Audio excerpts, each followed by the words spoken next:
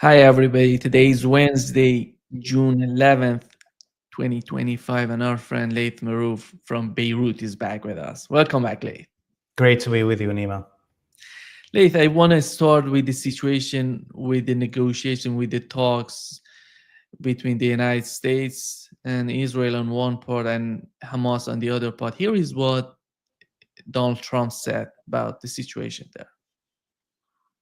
Tilla, do you have a response at all about Israel intercepting this boat? And can you give us an update on what's happening to the entry of aid into Gaza right now? We've had people being shot by Israeli forces who are trying to get aid from the Gaza Humanitarian Foundation. Yes. Gaza right now is in the midst of a massive negotiation between us and Hamas and Israel, and Iran actually is involved. And we'll see what's going to happen with Gaza. We want to get the hostages back. That's all I can tell you. Yeah, please. What we've learned from the media in the United States, they're talking about that in the phone call that Donald Trump talked with Netanyahu. We talk about that there has to be an end to the conflict in Gaza. And we know that they're somehow trapping people with this aid and they're killing people. And Cradle reported just moments ago that 9 Palestinians killed near aid center in southern Gaza. Go ahead, your take on that, Dave. Well, obviously, the number of people that have been massacred in this genocide is probably over 200,000. We heard multiple times Trump repeat the number 1.7, 1.9. And we have a study by Oxford University that just came out that had access to Israeli military numbers. And that's what they're saying is there's 1.8 million left. So minimum is 200,000 people have been killed over the last 19 months. And this is not stopping because the Palestinians have not surrendered. The Palestinian people are still resisting. The Zionist colony has no military strategy to defeat the Palestinian resistance, so it has chosen to continue with this genocide. And this genocide will continue. There's nothing that's going to stop it except military intervention and or the total collapse of Western support to the colony. And we are getting closer and closer to that moment. I think Trump talking about how Iran is involved in this negotiation, this is the first time we hear this. Obviously, for the last 19 months, it's been the two vassal states, Qatar and Egypt, pretending to be negotiating on behalf of the Palestinians. And that road, it seems to have reached its end. That whole theatrics doesn't have a meaning anymore. And there's no food being delivered by either of these countries that's supposed to be helping the Palestinians in Gaza. Clearly, they're not. So what is the admittance of Trump that Iran is involved in these negotiations also signals to us that the axis of resistance is alive and well, that the Palestinian resistance trusts Iran to negotiate, and the battle of the Palestinian people against the Zionist colonists is one battle of all the Arab and Muslim people in the region against Western colonialism. And the fate and the future of Iran is intertwined with the fate and future of the Palestinian people. Iran and the Iranian people are supporting the Palestinians from a principled position of standing for justice and the oppressed, but also this is a survival issue for Iran. If there is no Palestinian resistance, if there is no Lebanese resistance, if there is no Yemeni resistance, Iran will be left alone and it will be bombarded by the West long time ago. So this is why it's clear now that all the theatrics that we saw for 18 months, 19 months are now reached the end of the road. And we are at a crucial moment. on the ground in terms of the rollout of this genocide, how fast it's going to be accelerating now that people have been starving for months, and there's, you know, even the World Health Organization is saying over the last few weeks, 5,000 miscarriages of pregnant women in Gaza. That means like we're reaching a point of extension of a whole generation that's not going to be born. Okay, people are not even calculating what this will mean for the Palestinians 30 years from now if there's a missing whole generation of children. This is going to go on like this.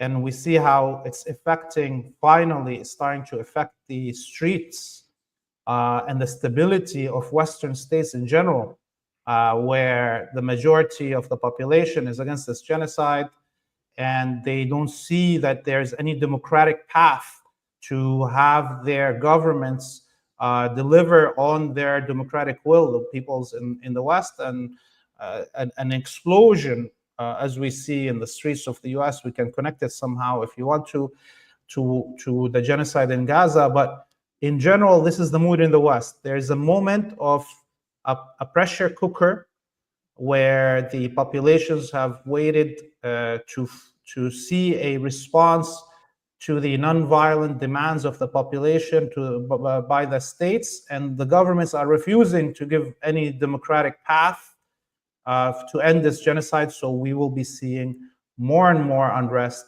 more and more military, militant confrontation with the states, as we saw with those killing of the Israeli embassy workers in Washington, D.C. a few weeks ago, and then the firebombing of those Zionists demonstrating in Colorado. You're talking about what's going on in Los Angeles and with the situation that they're having. We know that Donald Trump is trying to manage the situation in Los Angeles. He has the differences between him and the government of California, Gavin Newsom. How is that related to what you're talking about? You see, the Zionists don't only have an interest in destroying the Arabic and Muslim world and any resistance to them there. They don't only have an interest to genocide the Palestinians. They also have an interest in limiting the integration of Arabic and Muslim people and anybody who is in their support, the integration of those communities in Western societies. Over the last 30 years, the size of the Arabic and Muslim population increased in these Western countries. And through natural process of living with people, going to school with them, going to university, intermarrying with them, the opinions and the humanization of Muslims and Arabs have saturated the Western society. And therefore, the Zionists over the last couple of decades were, having a race with the integration of the Arabic and Muslim communities to try to make sure that that doesn't happen. And so all the waves that we saw of, the Patriot Act, September 11 itself was organized by the Saudis and the Al-Wahhabi despots and Al-Qaeda on behalf of the Zionists to slow down the integration of the Arabic and Muslim communities. All the rise of the fascists in Europe, the rise of Trump, the rise of ultra-right all across Europe, that was financed and giving propaganda spaces and media space by the Zionists in the West. And so the racial war that we're seeing right now in the streets of the United States was instigated by the Zionists. They want to return the United States to being a fascist white supremacist state in order to make sure that the humanization of Arabs and Muslims doesn't happen. The integration of those communities and anybody that looks like us, brown, Mexicans, black people, anyone who is left and progressive and humanist, all of those people are being isolated on purpose by the Zionists, and Trump is delivering on that. So this is integrally, linked to the genocide in Gaza. It may not look, for a lot of people that don't understand why did we reach this point of anti-immigration levels in the West, when just 15 years ago the West was talking about it, caring for minorities and all of those things, and multiculturalism.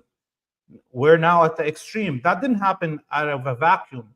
It happened with the Zionists who control the media, who instigated all this hate. And it is with their financing that we saw the rise of these fascists into power across the West. Laith, coming back to the situation in Gaza, and we know that in southern Lebanon we have the same issue, that Israelis are attacking. Many people are asking me the question that what's going on with Hezbollah? What is happening in Lebanon that we cannot hear anything from Hezbollah? Yeah, Hezbollah is purposefully staying under the radar. As far as I can tell from, speaking to people here, the whole party is convinced that we are going to be back into full war, and it will be the Zionists that are triggering it, and they are preparing for that. So all of the smaller battles that Hezbollah could have been dealing with, whether it's on the ground against the enemy or politically inside the country, it seems like they have no care for them right now, and they are rushing as fast as possible to rearm and reorganize in a manner that will be sufficient to deter the future war. And they have multiple scenarios that they laid out that could happen. And of course, the worst case scenario is a coordinated attack from HTS and the Zionists from the north and the south. That's why we see even Hezbollah right now and its media not antagonizing HTS and al-Julani in Damascus, because in fact we know that the vast majority of oil and gas that is reaching now Syria, the areas that are under control of HTS, because Syrian oil and gas is being looted and by the Turks and the Americans and sent to Israel. The vast majority of the oil and gas that we see in the market in Syria right now is coming from Lebanon, smuggled by Hezbollah, handed over to HTS.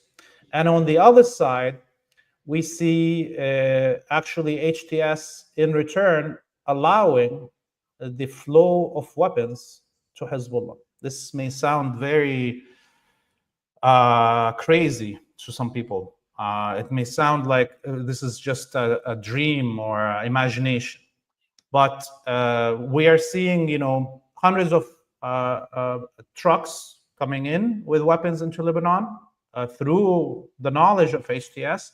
With every once in a while, one truck being exhibited by HTS as caught, by to pretend that they are, and it's basically part of the bill that they have agreed to, that HTS will pretend that it's capturing one truck every couple of weeks, and the flow of refugees from Syria is unbelievable. I have been visiting specifically the north part of Lebanon and watching as people cross the natural border, the river that defines the border between Lebanon and Syria. On average, there's at least 3,000 Syrians crossing illegally every day from the north only. So pretty soon, practically all the Shia and Sunnis and Alawis in Syria, and maybe even the Christians, will end up in Lebanon. The Lebanese government is claiming that there's around 2 million Syrians in Lebanon before this war and the collapse of the Syrian government. So you could imagine, I personally think that that number is now close to 4 million. There's no way I can walk in the street anywhere in the smallest village in the south in Lebanon that I don't find hundreds of Syrians.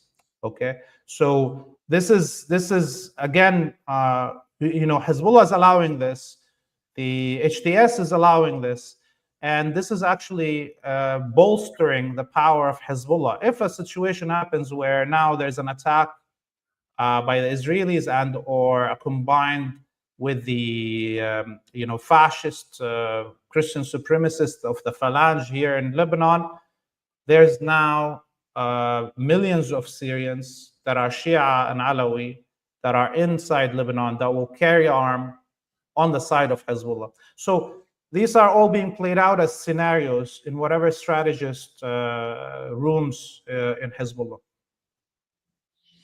Laith, do you feel that the government in Lebanon is somehow walking toward Mahmoud Abbas' position, or they're different? They're going to be different than what we've been witnessing with the case of Mahmoud Abbas and the West Bank? Yeah, I mean, Mahmoud Abbas is a model that you can't top really on this planet. There's nobody who's more treacherous to their own people than Mahmoud Abbas on this whole planet. So it's really hard to compete with Mahmoud Abbas if you want to be a traitor to your people. And look, I think there's many stresses in Lebanon that will not allow a leader to reach that level of treachery. And that's because of the various sects and parties and the history of Lebanon. It's not the same as having a dictator for the last 20 years since he was last elected, speaking to himself and his masters only. Now, having said that, yesterday we were in the south filming, and there was a troops of the UNIFIL that entered a private land without the presence of the Lebanese military. And the locals, the owners of the land, confronted the UNIFIL force. They were filming this. And the UNIFIL force started pushing people. And one of those Lebanese landowners just slapped the UNIFIL guy so hard on his face, his head almost twisted. Okay, and that went all around the country, and it led to two things. One is a statement by the Prime Minister and the President, both of them condemning the Lebanese who did this, the Lebanese citizen who slapped the UNIFIL soldiers. And both of those statements didn't mention the fact that the UNIFIL was breaching its own agreement and the United Nations resolution by entering private lands without the presence of the Lebanese military. The other thing that it led to was one of the Lebanese commanders in the south sent a platoon to the village where this happened, and were looking for the Lebanese citizen that slapped the UNIFIL guy and wanted to arrest him.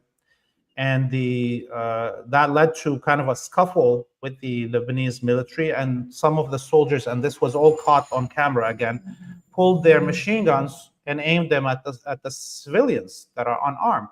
And so, number one is that citizen is hiding now. Nobody knows where he is. Nobody's gonna hand him over to a stupid decision by the government, who cannot even protect its own sovereignty or force the UNIFIL to do something or defend the land against the Zionist attacks, but is willing to pull their guns on Lebanese soldiers, which is in itself violation of Lebanese law. You cannot, as a soldier, pull your arms on a citizen that is unarmed. So, this shows you clearly the limitations of how much treachery and treason president and a prime minister of Lebanon, even if they're appointed by the American embassy, can do. And inside the Lebanese military since yesterday, because of the attempt to arrest this citizen and the confrontation with the villagers, there is right now a huge battle happening. The head of the Lebanese army is actually a patriot. He's Christian, but he's a patriot. He supports the resistance. And now there's a problem between the leadership of the military and this general on the ground, the commander on the ground that ordered the attempted arrest of the citizen. And you see, so, you know, none of those actors that the United States would want to depend on can deliver them anything that Mahmoud Abbas has been delivering in the West Bank. And Mahmoud Abbas sent a letter to French President Emmanuel Macron asking and just declaring that Hamas needs to be disarmed. And I would wonder if any of them, Emmanuel Macron and Mahmoud Abbas, has any sort of importance for the Palestinian people. Yeah, Mahmoud Abbas has no support at all anywhere. I personally have not met anyone that supports Mahmoud Abbas. They have to be taking money directly from him to do that. Even in Fatah itself, I mean, when I meet people here in Lebanon that are Palestinian in the camps and they are members of Fatah, they always differentiate between Mahmoud Abbas and his clique and the actual leadership of Fatah and the structures of Fatah and their armed wing. And so, you know, I think the only reason that we haven't seen anyone put a bullet in the head of Mahmoud Abbas yet is because people are worried about the unknown. Okay, you know, it's almost like the poison that you know is better than the poison you don't. Okay, so because we've seen over the last 20 years in the Arabic world, every attempt to make change only makes things worse, right? And so you have that feeling. People want to confront the Palestinian Authority and the security forces of Palestinian Authority, but they don't want to take it to a point of civil war. You know, although I personally think it's already a civil war, the PA and its security forces are killing people all the time in the West Bank. I think it's over 70 Palestinians have been killed by the Palestinian Authority security forces since the beginning of the Holocaust in Gaza. So, but, you know, I'm not a political leader. I'm not a leader of a military faction. So I don't know what's their calculations. Now, Macron, I mean, we call him macaroni here. You know, in Lebanon, which France has more influence over because of his history of the colonizer occupier, they make that joke, and there's no effect for France. France is just a vassal like Saudi that takes orders from the White House. It's allowed, just like the Saudis, to say a few words in support of the Palestinians just to stay looking like they are sovereign. And even this statement that was signed by Macron and Starmer and Carney of Canada and so forth, putting sanctions on Ben-Gvir and Smotrich is all theatrics. I mean, you can't put sanctions on ministers that are part of a government and not put the sanctions on the whole government. The government is the one that's taking the decisions, is voting to support the genocide and is voting to support the continued colonization of the West Bank. It's not Smotrich and Ben-Gvir by themselves. So all of this is theatrics, and honestly, nobody gives a damn anymore about the opinions of Western leaders and that of Abbas, that's for sure. Laith, if they go with the plan, we know that Israelis wants to capture all of the West Bank. If they go with that plan, I would wonder how is that going to influence the position of Mahmoud Abbas, even among those people who still believe in him and somehow trust him. Yeah, they have been rampaging the settlers, the colonists in the West Bank over the last few days, more than usual, even. There's a couple of villages in the Jordan River Valley that have been completely ethnically cleansed. Those villages, are very, very isolated from the rest of the West Bank. There's, no roads to them that don't go through colonies. And similarly, we saw over the last few days attacks on multiple villages in the Nablus region, setting the crops on fire, the homes, the cars. And this is continuing. It's accelerating. And the colonists in the West Bank are, believe now that they have the right to kill at will, as they have in Gaza. And since their, brethren in killing Palestinians in Gaza are not being punished for that and can get away with it, they believe the same.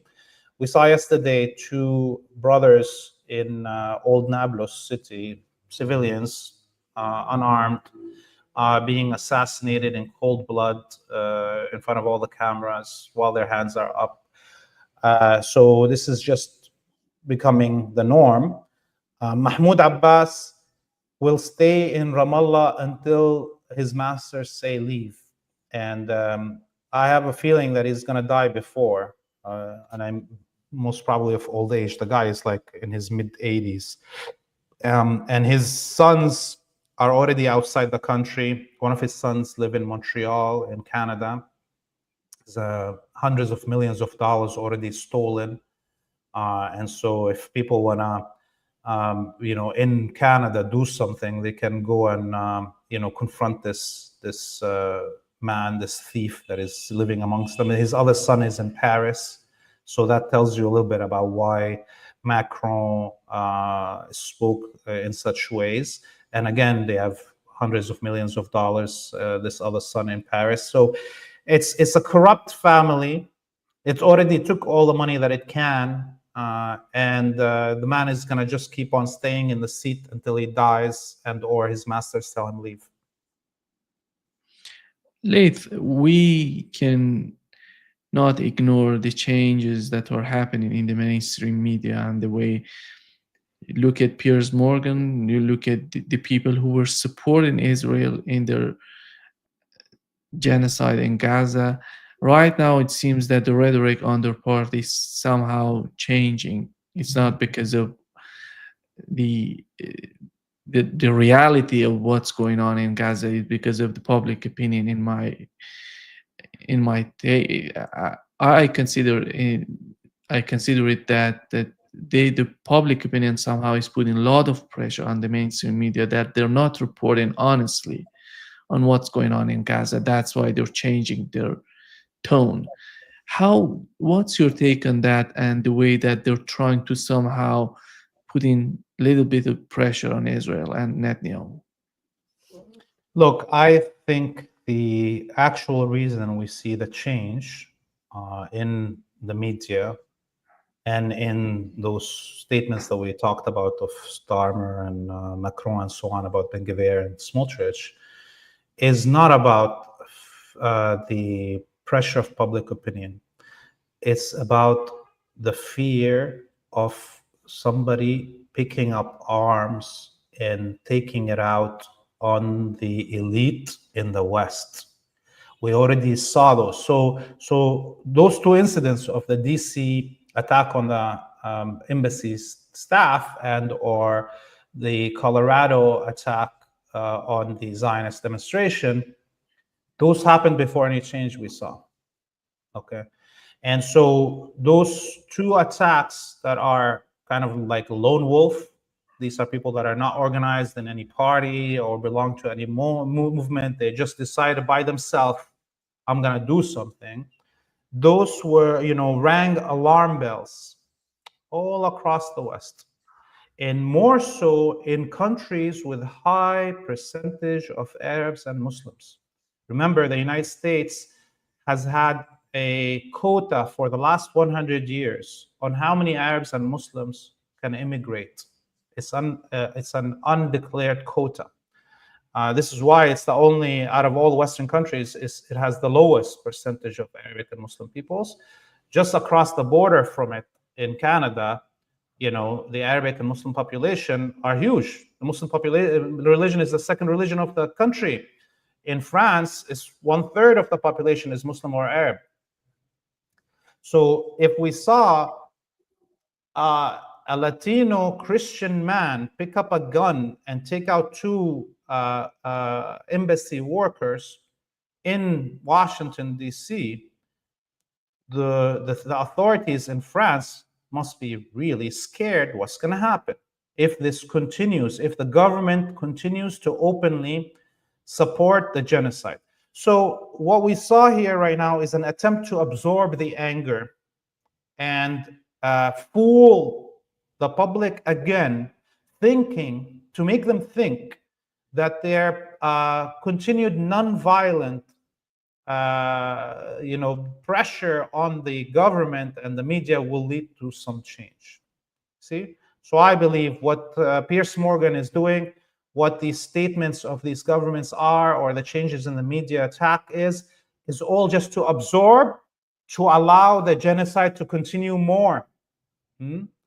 So because I remember I was reading all these posts by people after those two things happened, the attacks and the change in tack. And then you see all these thought leaders saying, hey, you don't have to be so radical. Look, it's already affecting. Let's continue with this nonviolent way, you see? So let's not get fooled. There will be no end to this genocide if the West is not forced to end it. And the only two things that are going to force it to end is internal turmoil in the West and or military defeat for the Zionist colony on the ground. Laith, Israelis and the Israeli ambassador to the United Kingdom and officials from the Israeli government appeared on the mainstream media in the West declaring that they've killed 20,000 Hamas fighters. Do they have any sort of information on that, or they're making everything up? I mean, it is very probable that they did kill 20,000 Palestinian resistance fighters. I don't know if it's only Hamas. And that is because we can tell from the number of Israeli soldiers killed. 15,000 Israeli soldiers killed. That's according to the former leader of the military. There's 15,000 bereaved Israeli families. That's the words that he used, which means bereaved means like they're bereaved for somebody that died. And according to Lapid, there's around 20,000 amputees in the Israeli military. So, if we want to be fair, the Israelis are bombarding, mass bombardment from air, and they're killing anyone that is affiliated in any way to any resistance group, any Palestinian party, and they're calculating those dead as members of Hamas or others. So it does make some sense. There's no point of denying that, but 15,000 to 20,000 is a really good ratio for any resistance movement. 15,000 Israeli soldiers for only 20,000 Hamas fighters. Wow, that's a higher point of parity in fighting, with this huge technological difference between the two sides. Now, of course, we have to even recognize that the majority of those 20,000 have died in mass air bombardments that killed hundreds of thousands of Palestinians, civilians. And so, again, we see that, in fact, the Palestinian fighter is more of a better fighter than the Israeli soldiers. That's clear because of how far the difference in technology is. and how wide the campaign of bombardments are. You're telling me you only killed 20,000 fighters in Gaza? That's a humiliation, actually, not something that they should be bragging about, the Zionists. When we talk about Israel, we're talking about a country with 8-9 million people, and half of them are Palestinians, if I'm not mistaken. These sort of casualties, these sort of fights are so much devastating for the society in their eyes, and if we go to their logic, because recently two former prime ministers of Israel came out and said that what's happening in Gaza now is unacceptable. They cannot get along with the policy of Netanyahu and his administration, because in my opinion, they're seeing what's happening to the society in Israel. When it comes to the reason that they're somehow coming out and talking about these things, how is that? How the conflict in Gaza, in your opinion, has influenced Israelis and their society and the population in Israel? Well, just to be clear about the numbers, there's around 14 million people that live between the river and the sea. Around 9 million are citizens of Israel. And that includes Palestinians that have citizenship. And so out of those 14 million that live between the river and the sea, 7 million are Palestinian and 7 million are colonists. Okay, so yes, it's 50-50 now between the river and the sea, but not inside the Zionist, whatever the state wants to call itself. Having said that, I think there's been a lot of surveys done over the last few months of the colonist population. And what we see is a hardening of fascist positionality because of how much protection the Zionists got from Western media, from the Western elite, from Western governments, through protection at international courts and in public opinion, in international venues, and the never-ending supply of weapons, and the arrival of thousands upon thousands of mercenaries and fascists from all across the world that want to kill Arab and Palestinian children. Okay, so that has hardened the fascist mentality of the Zionists, and we see, one of those surveys a few days ago asked if there's too much media coverage of Palestinian suffering, and around 65 or 68% of Israelis said, yeah, we should stop allowing anybody to cover the massacres that are happening to the Palestinians. I would say all of this is also true of the Jewish community around the world. And I am, not happy about saying these things. Look, for a long time, I personally, living in Canada for 25 years and working with many anti-Zionist Jews and so on, I, for a long time, have differentiated between Judaism and Zionism. Okay. But now that we have a full-out genocide and in a large scale, in a short period, broadcasted Holocaust 24 hours a day on all social medias, and it's all being conducted in the name of the Jewish state, the Jewish people, and the safety of Jewish people around the world, and where the 99.9% of every Jewish organization in the West, every Jewish school, every Jewish hospital, every Jewish media, all support the genocide. And you have this 1% of anti-Zionist Jews that are, all they're doing is talking, and taking media space, and going out and doing useless demonstrations against the state, the government that they are living in, and not taking any action to challenge the Zionists that control their institutions, or to create their own institutions. There's not one Jewish school in the West that doesn't teach Zionism. There's not one Jewish hospital in the West that condemned the attacks on Palestinian medical centers and workers. There's not one Jewish magazine that condemned the Holocaust. Okay, so in fact, what we're seeing is, whether I like it or not myself, or whether the anti-Zionist Jews like it or not themselves, the fact is Judaism is Zionism today.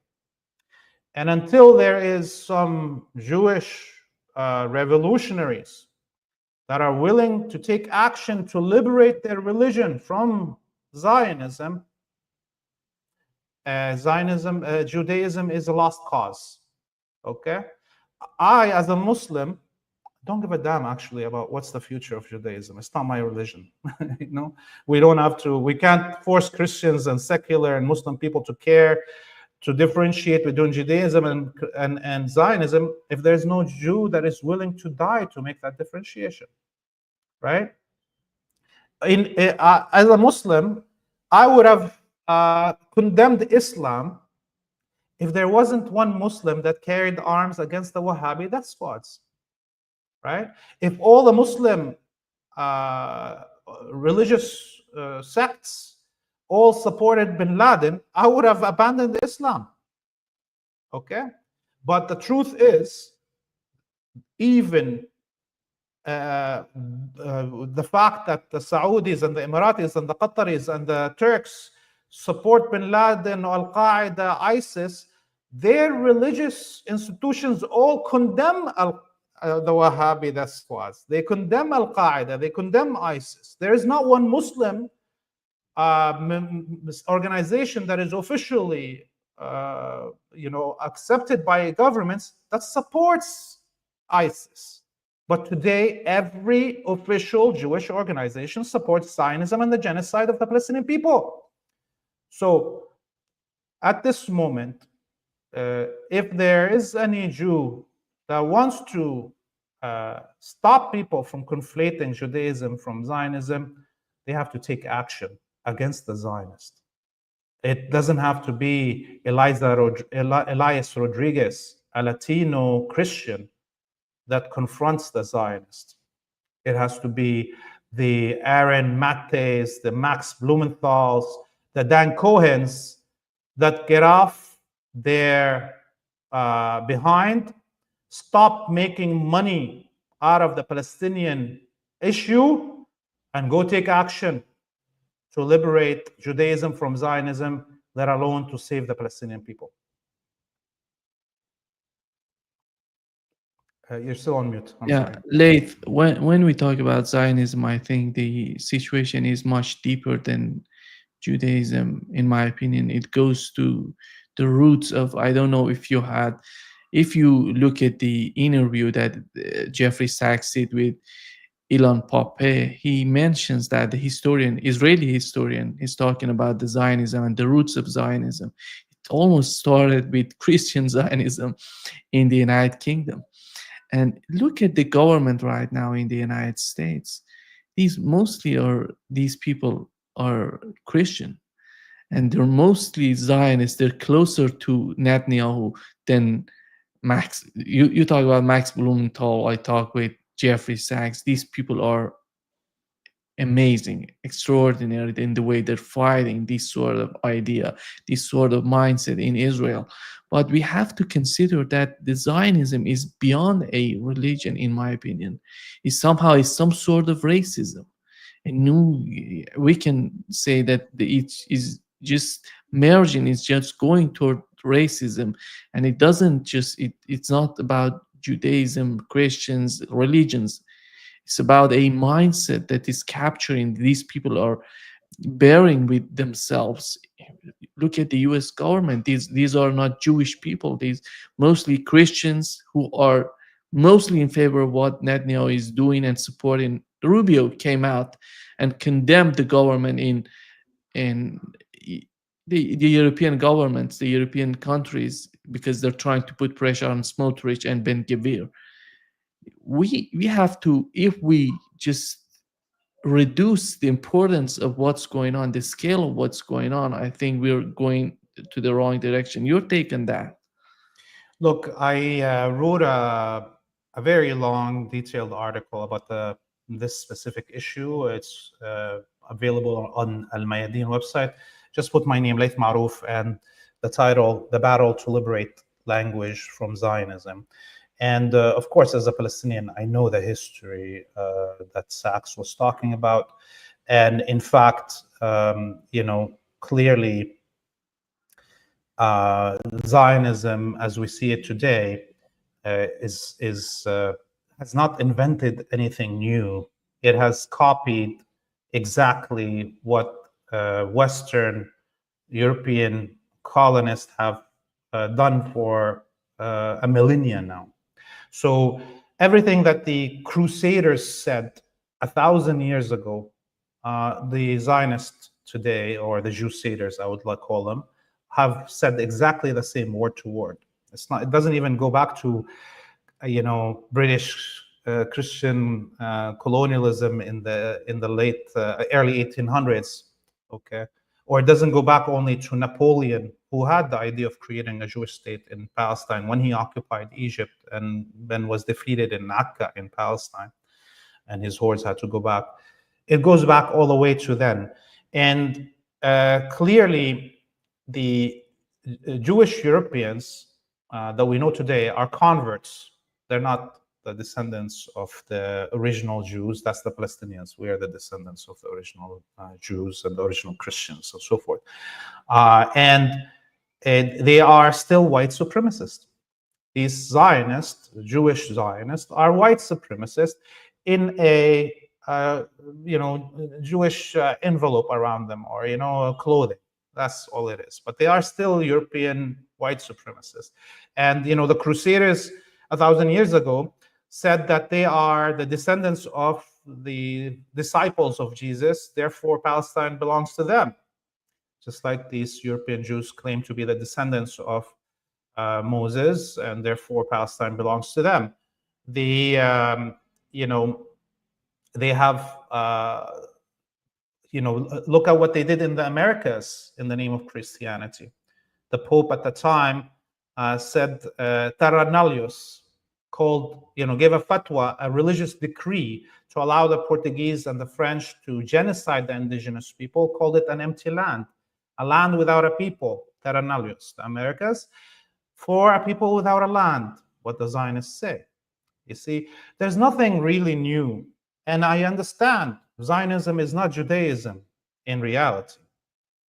But in fact, in action, if there is no Jewish institution, show me one, that is mainstream, that can say, that is fighting the Zionists. Even our brothers and sisters in Natura Carta, the Torah Jews that are anti-Zionist, Orthodox, religious, they are, number one, a very small minority. Number two, they are pacifist, so they will never have a armed clash with the Zionists that are abducting their religion. And the third problem with them is that they are just waiting for the Messiah to come. They believe the only reason Israel doesn't have a right to exist is the Messiah is not here yet. But when the Messiah comes, they'll be fine with ethnically cleansing the Palestinians and genociding. So that's their problem with the only religious sect within Judaism, which is still a minority, that claims that they are against the state of Israel and its genocide. Now, the rest of those people, like Sachs, like Blumenthal, like Mate, these are individuals that call themselves secular. They don't belong to any specific sect in Judaism. They don't go to the synagogue. So I don't understand how they can call themselves Jewish. And calling themselves Jewish when they don't practice Judaism, and they can't point me to a specific sect that they can take their ideas of anti-Zionism as Jewish sources of it, how can they call themselves Jewish? If they call themselves Jewish and they're secular, it means they are reaffirming the blood quantum, racial-ish, manufactured fantasy of a race called Jews, that somehow the blood of Max Blumenthal or Aaron Mate is related to the blood of Moses. So there is real problems. With all the love to any Jew that says things that are against Zionism, but truly, we see ourselves as Palestinians by promoting those two groups, the secular Jews, and I don't know, it's a contradiction. We are, as a Palestinian, I'm then reaffirming this blood quantum fantasy. And or if I support the Natura Carta, I'm just delaying my ethnic cleansing. I'm supporting the delay of my genocide. And I totally understand that the way that you're trying to picture the situation, but still, I do believe that the case is somehow, it's totally somehow different from what I totally understand because you're just so angry with the situation that is happening in Gaza. You know what's going on there. We know how dire is the situation with the starvation, with the way that they're killing people. Look, I totally understand one that. last thing I would say about this. During the Holocaust, when the Nazis were mass killing all the undesirables, not only Jews, 70,000 Germans carried arms against the Nazis. 70,000 were martyred. I call them martyrs. 70,000 Germans were martyred fighting the Nazis. It's been 100 years now that not one anti-Zionist Jew has either carried arms to fight the Zionists or died opposing the Zionists, was killed by the Zionists. We have Christian and secular Westerners, Japanese, Germans, Latinos that died, were killed, that carried arms against Zionism over the last 100 years, but not one Jew. If I was Jewish, I would be ashamed of myself. I wouldn't be able to show my face that actually Germans under Nazi rule had more honor amongst them, that they would fight to liberate themselves and liberate the people being oppressed in their name. Why does it have to be the Elias Rodriguez or the Thomas Handels or the Greta Thunbergs that are put in the front line? Where's the Max Blumenthals? Where's the Aaron Mates on the front line getting shot? Where are they? They don't want to carry arms? Don't carry arms. Go like the Salt March of India when Gandhi sent hundreds of thousands of people with their arms up getting shot by the British until they left the British. Send me some of your anti-Zionist Jews to the front line in Gaza. Try to breach the wall. Die. I want to see one Jew die. One Jew die to save Palestinians. I want to see that one. When I see that one, I'll be a little bit less judgmental. But we are in the middle of a Holocaust. And for all I care, I have no interest of the history of Judaism and the future of Judaism anymore. It takes so much space in my head as a Palestinian to know every detail. I know about the history of the Bund, the leftist communists that fought the Nazi and they fought the collaborationist Zionists. I know the history of every Jewish prophet, every Jewish massacre, and everything. That's all in my head. Just so I can constantly tell people, well, Judaism is not Zionism. Judaism is not Zionism. There's this amazing history of Judaism. Well, you know what? That's not my job. Show me action. Show me action. And from this day on, I personally will not be defending Judaism anymore.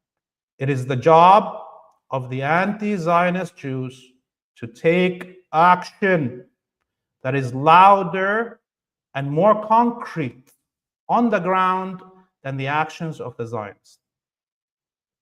Yeah, again, I totally get your point, Laith. And I do believe that, as Julian Assange pointed out, that the media is playing a very important role, a very important role in any sort of war that happens in any corner of this planet that we're living in. But the media and these people that you're talking about, they're trying to do their best to inform people. And that's important, in my opinion, because without having a media, because the propaganda machine, let's be honest, we are the minority, we are the little minority of the society, this media that we're using. But we can do little changes with the media. We can start with these little changes. And these people that are doing this, you mentioned Blumenthal, you mentioned Mate, I talked with Jeffrey Sachs, and these people are making huge changes in the mind of even the Jewish community, even the Christian community, within the Muslim community. We know that how much, look at the situation in the Middle East. Look at the Muslims in the Middle East. Do they really care about what's going on? Do you think that the leaders in Saudi Arabia, UAE, Qatar, we have the same, you criticize the Jewish community, you can criticize them, but we have the same sort of problem within the Muslim community. Look at what has happened with Syria. Do you remember those days they were removing the Syrian leader, Bashar al-Assad? They were, many people, Arab Muslims in the West, they were just so happy that they're removing Assad. What has happened to it in the aftermath of what has happened in Syria? Look at Libya, the same. These are the same people. It's not just about focusing on a religion. I think it's much larger than that. How they can manipulate these people who are Jewish, Muslims, Christians, and we have to consider that. I totally understand your point. I'm totally with you on that point. We have to be more active in the way that we're fighting. And before, go ahead, before wrapping up your thing. Yes. And look, you are definitely right. Look, the West has manufactured a new Jew. It took 100 years. It took a Holocaust. It took all those wars, and they molded a new Jew. Okay, and the West has been attempting to mold a new Muslim, a new Arab, for 100 years also. But the only difference is, till today, there are Syrians carrying arms against the Wahhabi despots. There are Bahrainis, there's Saudis, I don't call them Saudis, Arabians from the east part of what is the Saudi kingdom now, that are carrying arms against the Saudi state. There is honorable Sunnis, Shias, Druze, Alawis that are fighting and have given the most valuable things to them, their children, their sons, their husbands, their fathers. And the most honorable person on this earth, Sayyid Hassan Nasrallah, sacrificed not only to save the oppressed of Palestine, but for the honor of Islam. The honor of Islam, we're still fighting for it. There is no Jewish equivalent currently that is fighting for the honor of Judaism. You see? And I hope that some of those Jewish allies that are listening to us now would decide to start a militia, go down to Palestine, go down to Lebanon, fight, I mean, there is Jewish people that carried arms, by the way, in Syria on the side of the fantasy of Rojava. Remember that? The anarchists that came to northeast Syria to aid the Kurds against ISIS, many of them being Jewish leftists. Where are these Jewish leftists to carry arms against Zionists? This is what burns in my heart here. So I'm hoping that all of this anger will instigate Jewish people to take action. And we not just Jewish people, Muslim people, Christian people. I think we need a broader picture to deal with what's going on with Zionism. Thank you so much, Laith, for being with us today. Great pleasure, as always. Thank you very much, Nima. See you next week. See you soon. Bye-bye.